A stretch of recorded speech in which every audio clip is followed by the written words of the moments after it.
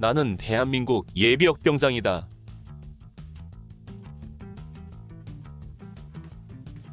나의 군대 이야기. 프롤로그. 군인으로 가는 길. 1. 신체검사. 1979년 9월 13일 목요일. 점차 흐려지는 날씨 속에 나는 이날 오후부터 다음날 오전까지 1박 2일 일정으로 대전지방병무청에서 실시하는 신체검사를 받기 위해 아침 일찍 집을 나섰습니다. 가까운 면소재지에서 탄 대전행 직행버스에는 나처럼 신검을 받으러 가는 몇몇의 초중학교 동창생들과 남모르는 또래들이 타고 있었습니다. 대전에 도착하여 병무청에서 그리 멀지 않은 곳에 살고 계시는 큰애 삼촌 댁에 먼저 들러 인사를 드리고 어머니께서 보내시는 시골 냄새 풍기는 물건들을 전달했습니다. 어머니께서는 외삼촌 댁에 하루를 묵을 아들을 위해 이것저것을 정성껏 담아주셨던 것입니다. 외숙댁에서 걸어서 대전병무청에 도착한 것이 오전 11시. 첫날 일정은 병무청에 도착하는 순서대로 집합하는 것으로 시작되었습니다. 병무청에서 근무하는 방위병들이 우리를 통제하는데 그들도 군인이라고 우리 장정들을 대하는 태도가 사뭇 고압적이었습니다. 신검 장정들은 좌측 연병장에 10명씩 줄맞춰 집합. 10명씩 조별로 분류하여 정렬시키는데 동작이 느리다는 이유로 험한 말이 튀어나오고 나중에는 엎드려 뻗쳐나 오리걸음 같은 기합까지 받는 조도 있었습니다. 운동장에서 대기하는 중에 우리를 통제하는 방위병들은 은근히 현역이병 대상자 중에 군대 가기 싫은 사람은 나중에 다방에서 만나자. 농담 비슷하게 현역 이병 대상자들을 유혹하는 말을 하기도 했습니다. 정말로 그들이 그럴 만한 힘이나 능력이 있는 것인지 아니면 그런 능력이 있는 사람의 하수인인지는 몰라도 아마도 그들의 그런 말을 귀담아 들은 사람도 분명히 있었을 것이라고 생각합니다. 첫날 첫 번째 순서는 신검에 앞서 각서를 쓰는 것으로 시작되었는데 무슨 내용의 각서인지는 기억나지 않지만 신체 검사에 대하여 차후에 문제 삼지 않겠다는 내용이었을 것으로 추측됩니다.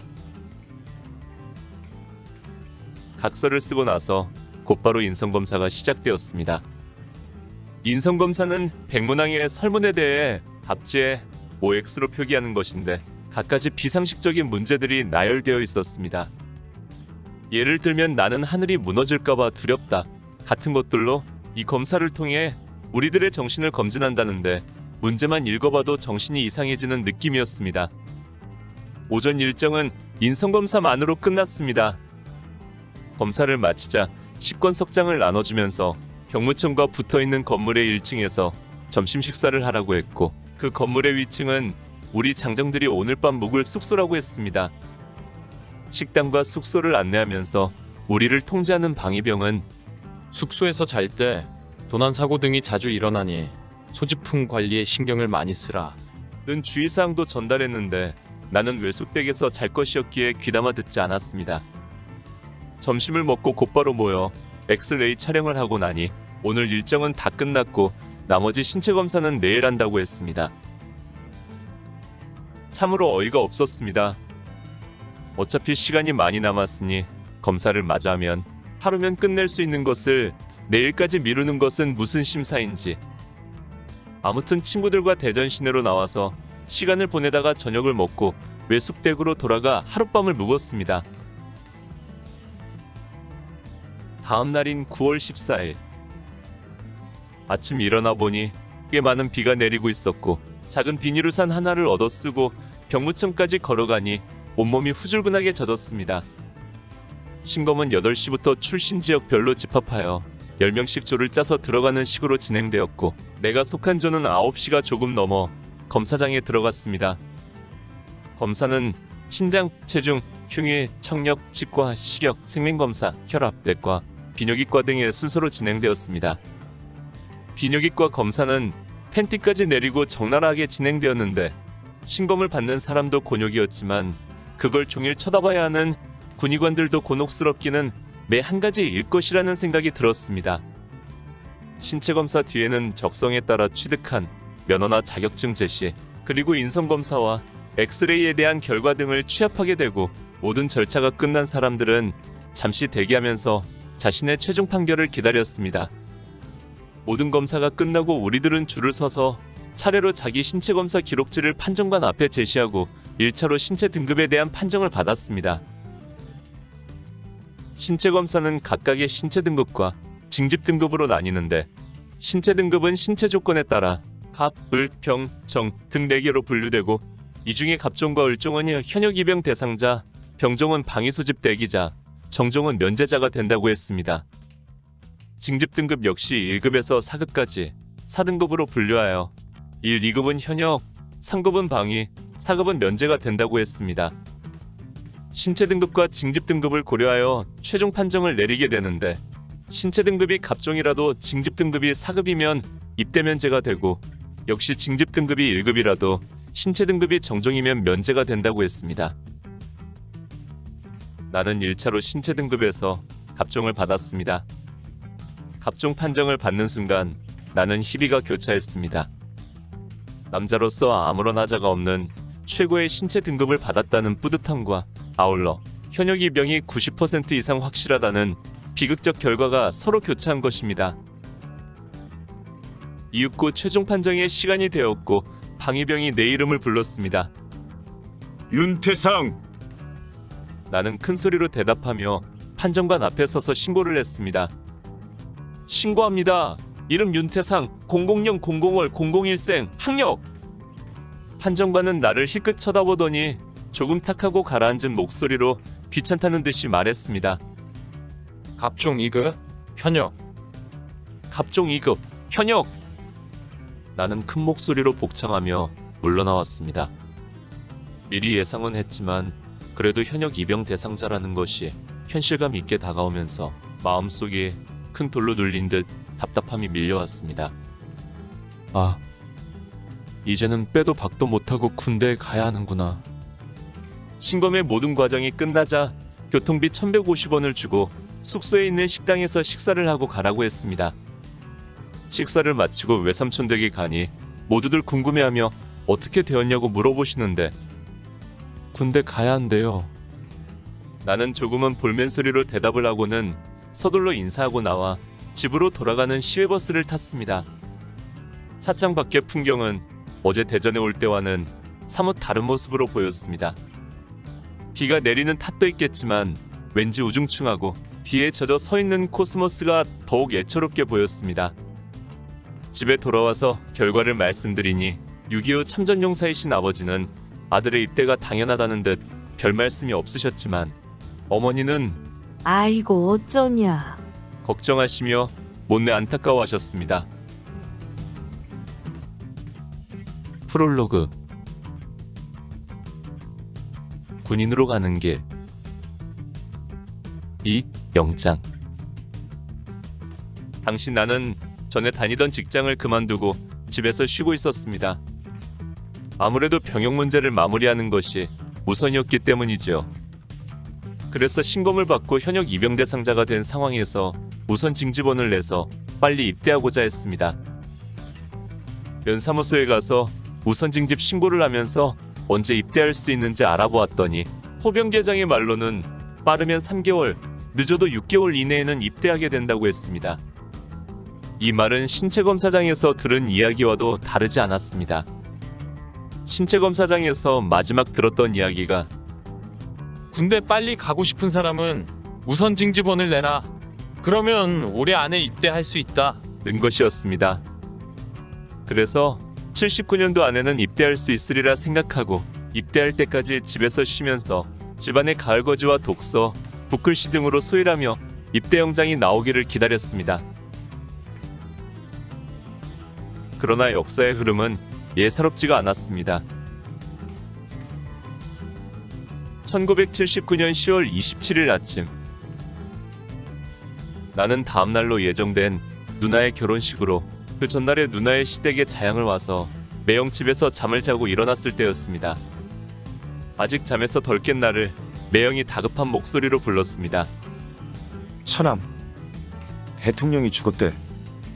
처음에는 무슨 말인지 제대로 알아들을 수가 없었습니다. 아니, 말은 제대로 들었는데 상황이 이해가 되지 않았습니다. 매형이 늦잠 자는 나를 빨리 깨우려고 그러는가?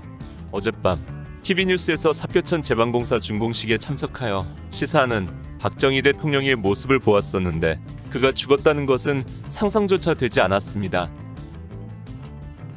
그러나 TV를 본 나는 대통령이 그의 가장 신복인 중앙정보부장 김재규의 총탄에 죽었다는 것을 알았습니다. 그렇지 않아도 부마 사태 등으로 연일 뒤숭숭한 시기에 대통령의 서거는 커다란 충격을 가져왔습니다. 18년의 독재가 가져온 많은 부작용 속에서 정치적으로 미워하는 사람들도 있었지만 대다수 국민들은 오로지 잘 살아보자라며 독려하고 실천해온 지도자로 인정하고 있었기 때문에 그의 죽음을 진정으로 애도했습니다. 배고픈 시절을 보냈던 사람들은 수백 년을 이어온 보릿고개를 없애고 미약하기 그지없던 경제를 수출 제일주의로 100억 불 수출의 천불 소득을 이룩하여 한강의 기적을 이룩한 대통령으로 인식하고 있었기에 그를 잃은 국민들은 불안했습니다. 그러나 차츰 시간이 지나면서 국민들의 가슴속에는 새로운 지도자를 만나 새로운 나라를 만들고픈 희망들이 피어나고 있었습니다. 그동안 독재 정권 밑에서 탄압과 압제를 받아온 정치인들은 저마다 황금빛 계획을 밝히며 국민들을 향해 추파를 던지고 있었지요. 그러나 이들의 정쟁이 계속되면서 나라는 또 다른 혼란을 가져오고 있었습니다.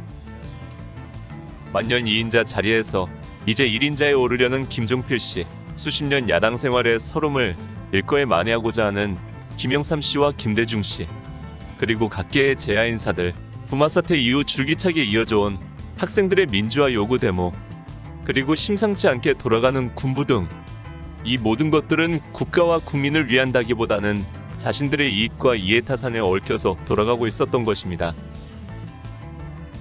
그러던 1979년 12월 12일 보안사령관이자 대통령실의 사건 합동수사본부장을 맡고 있던 전두환 소장을 비롯한 일단의 정치군인들이 계엄사령관이자 육군참모총장인 정승화 대장을 체포 구금함으로써 서울의 봄을 꿈꾸던 국민들과 정치인들의 가슴에 찬물을 끼얹었습니다. 모든 정치인들의 정치활동은 규제되고 이제 총든 군인들만이 또다시 어깨 펴고 활개치는 세상이 된 것입니다.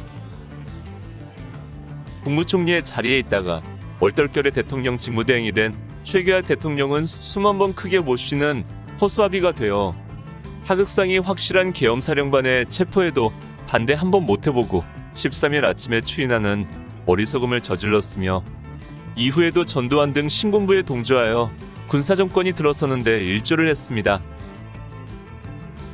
군부의 언론 통제에 의해 국민의 눈과 귀가 차단된 채 다음 해인 1980년 5월에는 비극적인 광주 민주화 운동이 일어났습니다. 언론에서는 연일 공산주의자들과 일부 불순분자들의 소행으로 광주에서 소요가 일어났다고 보도했지만 소문으로 들려오는 갖가지 전혀 다른 소식들은 국민들에게 혼란을 가중시켰고 불안하게 만들었습니다. 결국 광주 민주화 운동은 공수부대를 비롯한 군인들을 투입한 작전으로 엄청난 피해를 남기고 정치군인들의 승리로 막을 내렸고 더욱 기세가 오른 군부는 이후의 정치 일정을 자기들 의지대로 일사천리 추진하여 결국 1980년 8월 27일 체육관 선거에서 단독 출마한 전두환 씨가 11대 대통령에 당선되므로 모든 혼란은 12.6 사태 이후 10개월 만에 군부 통치로 또 다른 불협화음을 잉태한 채 마무리되었습니다.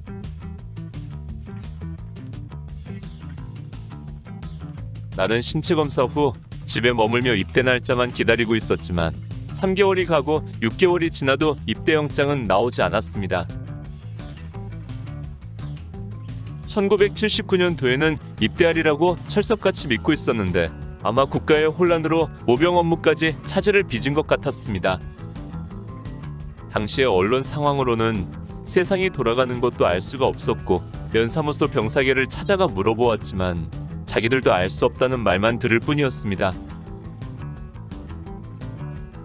고향에서의 생활은 무료하기 짝이 없었습니다. 벗될 만한 친구가 가까이 있는 것도 아니고 집 가까이 가서 일할 곳도 없어서 생각도 못해 80년 1월 15일에 직장을 알아보고 경기도 용인 기흥면으로 올라왔습니다.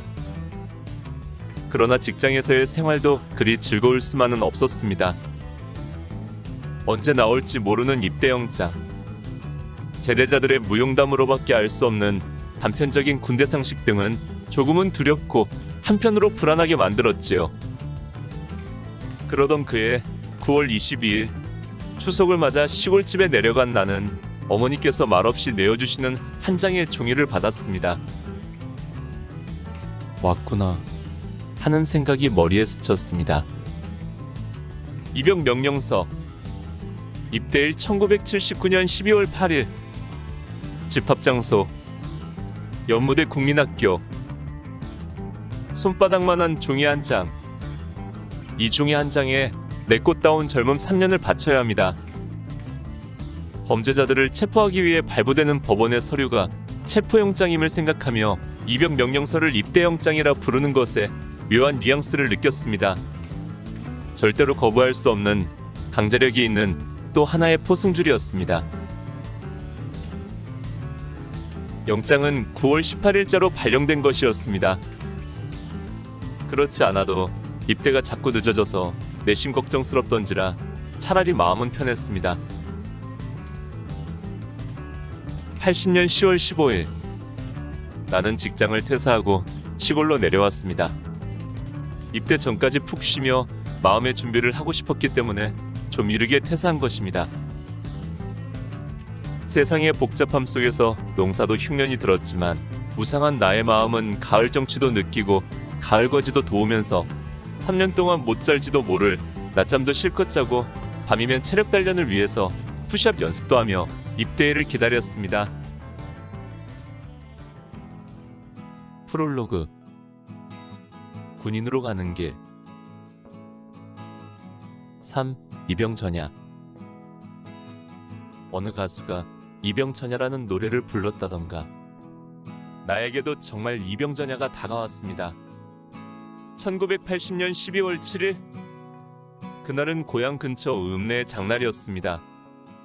아침 일찍부터 어머니께서 서두르셨습니다. 어머니께서는 그동안 동네 아주머니들을 통해 군대 갈 때 필요한 것들이 무엇인지를 탐문하셨고 마침 오늘이 장날이라 그것들을 사서 보내시려는 생각에서였습니다. 집을 나서면서 나는 아버지께 어디 가까운 친척집이라도 다니러 가듯 다녀올게요 하고 인사를 드렸고 아버지께서는 방문도 열지 않으신 채 그려 하고 짧게 대답하실 뿐이었습니다. 그러나 나는 그 한마디의 대답 속에 모든 염려와 사랑과 간절한 소망이 담겨 있음을 능히 알 수 있었습니다. 아버지께서는 군대에 대하여 나보다 훨씬 더 많은 고달픈 추억을 가지고 계신 분입니다. 6.25 동란에 징집되어 제주도에서 훈련을 받고 8사단 21연대에 배속되어 수많은 전투를 치르셨고 휴전을 코앞에 둔 1953년 7월 19일 백암산 지역 금성천 전투의 최종 전투인 벼루지구 반격전에서 파편을 맞고 후송되셨던 아버지께서는 군대 생활의 고단함을 누구보다 더 잘 알고 계셨고 그런 군대에 가는 아들에게 하고 싶은 말씀을 그려 이 한마디에 모두 담고 있었던 것입니다. 어머니와 나는 시장을 다니면서 마치 객지에 나가는 기분으로 생활용품들을 샀습니다. 수건, 비누, 칫솔, 치약, 면도기와 면도날, 고무줄, 실, 바늘 등등. 나와 어머니는 알고 있는 군대 지식을 총동원하여 필요할 것 같은 물건들을 사서 등산용 백에 넣었습니다. 가방 속에는 일기장, 편지지, 편지봉투, 노트 등 이것저것들이 먼저 자리를 차지하고 있어서 시장에서 산 물건들을 넣으니 백이 터질 듯이 불룩했습니다. 오후 1시 반에 사랑하는 여인과 논산역에서 만나기로 약속한 터라 시장 앞에서 11시 직행버스를 타고 논산으로 향했습니다. 그러나 그녀는 약속한 열차가 아닌 다음 열차를 타고 왔습니다. 1시간 동안 기다림의 초조함도 그녀의 책 넓은 모자 쓴 청순한 모습을 보는 순간 사라지고 다만 이곳까지 와준 그 마음에 큰 의미를 두고 싶었습니다. 그와 늦은 점심을 먹고 우리는 연무대로 가는 시내버스에 몸을 실었습니다. 연무대. 무예를 연마하는 곳이라는 뜻 그대로 분위기부터가 군인 냄새가 났습니다. 마침 우리가 버스에서 내린 곳이 훈련소 정문 앞인지라 더욱 그러했습니다. 훈련소 정문인 연무문과 그 앞에 버티고 선 위병들의 위용은 앞날의 각고를 말해주듯 나를 바라보고 있었습니다.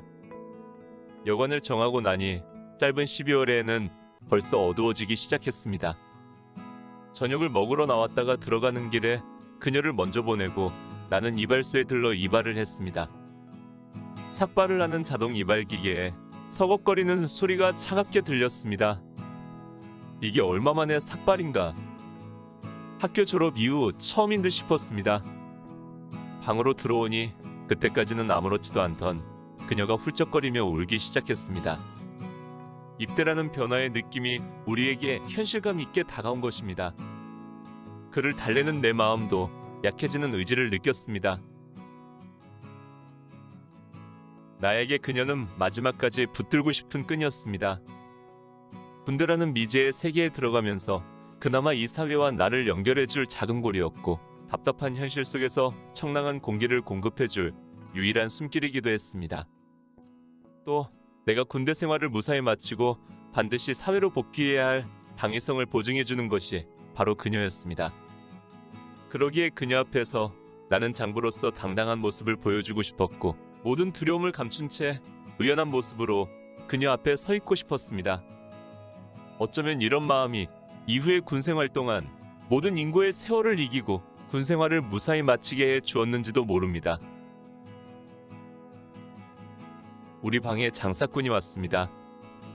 누군가가 방문을 두드리기에 문을 열고 보니 조그마한 세면백을 파는 사람이었습니다. 아저씨, 세면백 사셨어요? 예, 가지고 있어요. 나는 속으로 웃었습니다. 그들이 가지고 온 것은 목욕탕에 갈 때 수건 하나 담아 갈 정도로 작은 말 그대로 세면백이었기 때문입니다. 나는 그보다 훨씬 큰 백을 가지고 있는데 첫 번째 장사꾼이 가고 난 뒤에 10분도 안 되어 또 문을 두드리는 사람이 있었습니다. 나는 장사꾼이 틀림없었기에 문을 열지도 않고 소리쳤습니다. 가방이 있어요. 그러자 두 번째 장사꾼은 좀 더 집요했습니다. 아저씨, 훈련소는 가방 같은 것은 못 가져가요. 이렇게 작은 세면백만 가지고 갈 수 있어요. 그 순간 나는 혼란에 빠지고 말았습니다.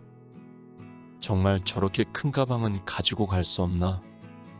결국 문을 열고 장사꾼을 만났습니다. 황토색 작은 세면백을 여러 개 들고 있던 장사꾼은 내 등산용 백을 보더니 눈을 크게 뜨고 고개를 가로저었습니다. 이런 가방은 다 빼앗겨요. 아마 군대 놀러 왔냐고 혼날 것 같은데. 그는 은근히 협박까지 했습니다. 군대에서 혼난다는 것이 내 인생에 절대 좋은 것은 아니라는 강한 느낌이 있었기에 나는 그 작은 세면백을 샀습니다. 그때부터 그 세면백에 물품을 넣는 작업이 시작되었습니다. 가방 크기는 작고 물품은 많으니 모든 것이 다 들어갈 리가 만무했습니다. 결국 노트 등은 빼고 생필품 몇 가지만 넣었는데 그것도 세면백에 가득 되었습니다. 그러나 후일담이지만 이렇듯 고생한 보람도 없이 그나마 훈련소에 가서는 모두 빼앗기고 단 한 개도 사용해보지 못했습니다. 아무튼 점차 입대 분위기에 휩싸이는 가운데 연무대 전주여관 방에서 지내는 이병천야의 밤은 깊어만 가고 있었습니다.